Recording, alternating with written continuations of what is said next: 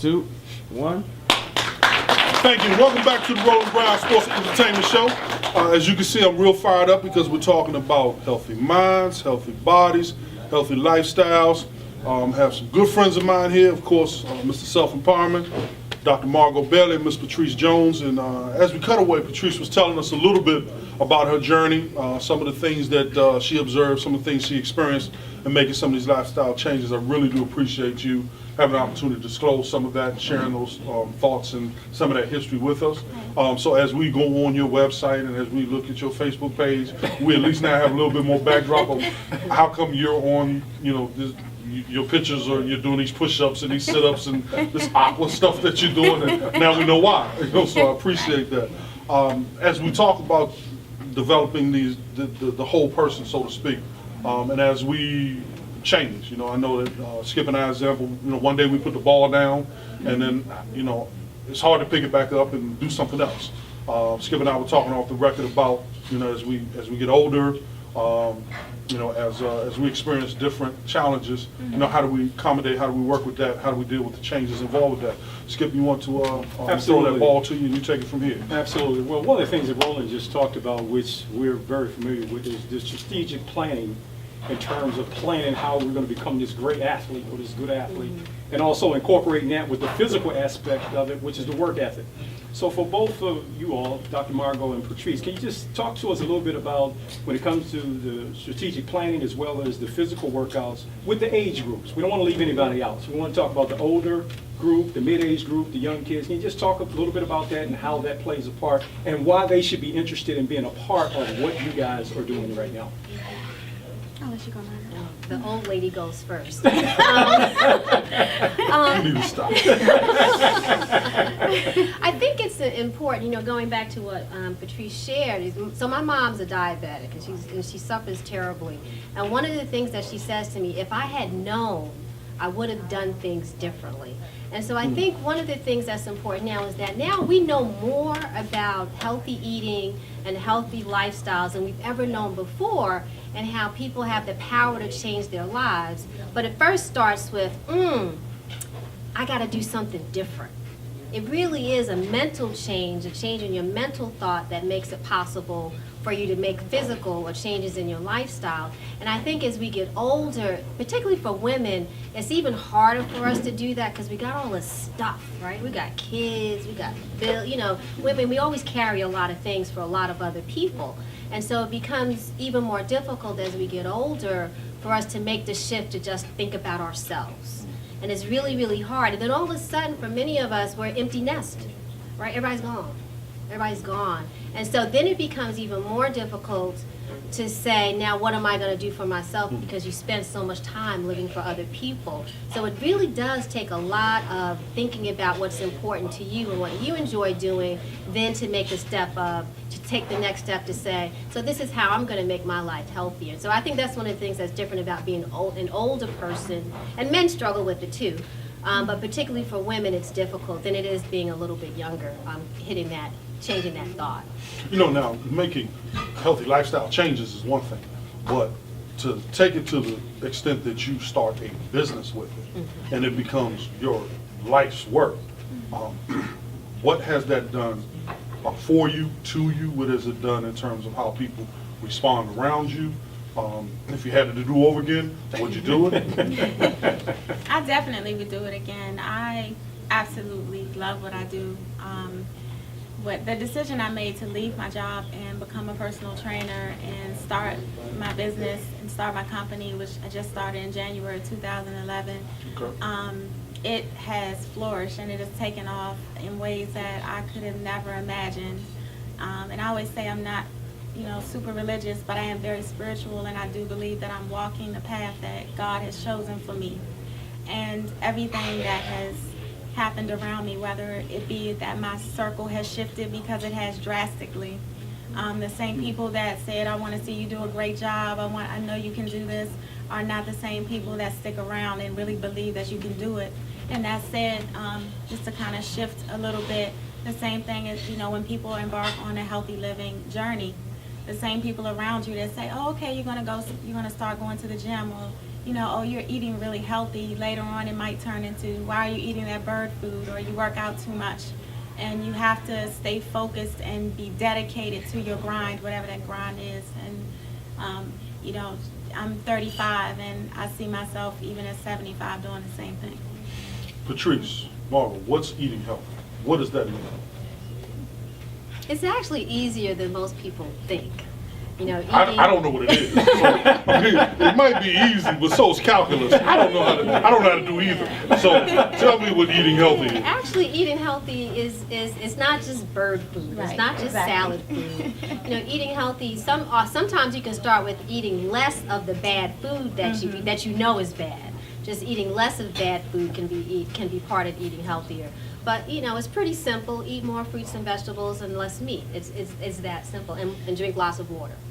I mean, that's one of the ways That's to it? look at. Yes, that's simple. But when you eat French fries and fried fish and ice cream and cake and all these other not so good foods are around you, the key to eating healthy is making choices. And that's the hard part for people. What you need to do to eat healthier is pretty easy, but making the choice to do it, that's the harder part. So.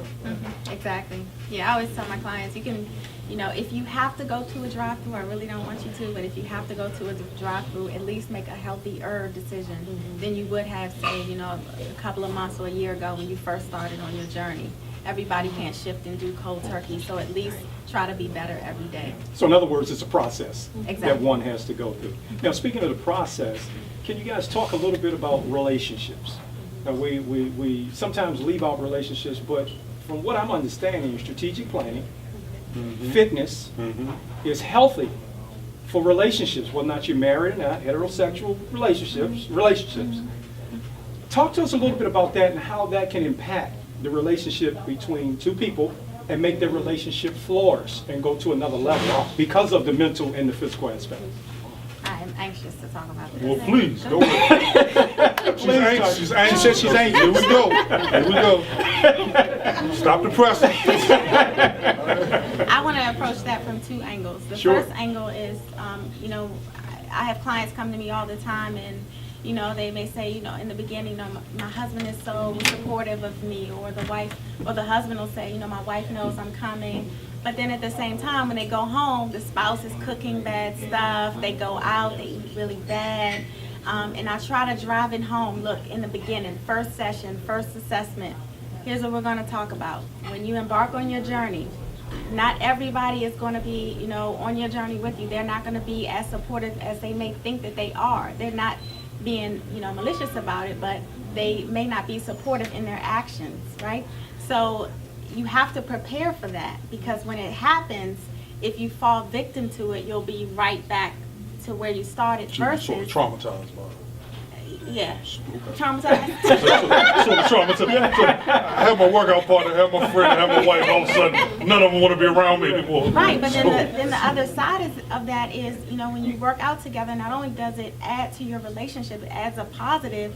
The health benefits are awesome. I mean, you know, not to be too graphic, but you know, the intimate time even improves. You know, you become healthier, so you don't have to take care of that person, say 15 years down the road, and you get to flourish together, and then your kids get to see, you know, both parents, or you know, whatever the household setup is, they get to see the whole family being healthy. So.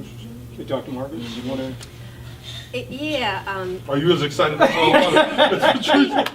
I think it's a good question because it puts strains on relationships. Okay. Because when you start to change physically, you know, because you've been talking years for years, yeah, I'm gonna lose weight, yeah, baby, you look, I like you just the way you are. Well, now baby starts to change. Husband's like, oh, wait a minute. And, you know, you're getting looks that you didn't get before, and your confidence increases. This changes the relationship.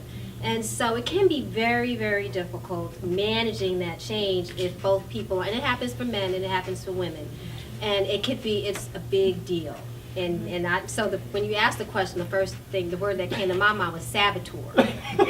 Oh, you can have a little bit of ice cream. You've been working out. Just a tease. Just a little bit. Come on, let's go to the movies. Just a little bit of popcorn. It's not going to hurt you. So it's very difficult unless you, maybe like in strategic planning, you come to agreements. you know, maybe, I haven't done this with clients, I'm just thinking about it, but maybe you have to bring the partner in as well, and you talk about the agreements that they're gonna make together so that you can make these healthy changes, either independently or as a couple you agree to make these changes, so. Well, something, if I can interject, something that I tell my clients, especially my female clients, tell your husband you will not lose your glutes. Because that's the big That's what they're worried conversation. about. That's what they're worried The about. glutes will stay intact. Okay. All right. Now, is this for all people? Whoa, we're going to another level here. Not just. Well, No, but no. Wait a Muscle minute. group. No, this is a muscle group. well, since you For said those who that, don't know what glutes are. since Roland is taking it to another level, if I can just add this. Now, my lovely wife is in the audience today. Okay. She is a very beautiful young lady. And I will tell you from a male's perspective and from a husband's perspective, when I see her and she talks about working out, it stimulates me more. Okay? And to the point where I want to encourage her to do more. And she works out and I work out as well. But I'm glad that we're talking about the relationship part because a lot of people miss that. You know, some people feel because you've been married for 20, 30 years that you don't have to work out. You know, you're going to accept me for the way that I am. Okay, we know about the vows that you take. But it's important to continue to try to look as best you can. And we all need work. I mean, nobody's exempt from working on that. So look, while we take the station break, I've already put together this business model with Dr. Bailey with strategic planning, Patrice Jones with the healthy lifestyle, and Roland Grimes doing therapy with the spouses and the friends and the relatives who can't handle the change. And Wilbur Skipper coming in and just helping empower everybody, keeping us in check. Look, we'll be back in a few minutes with our wonderful guests. Stay tuned. See you in a minute. That's a big deal. That's a whole show.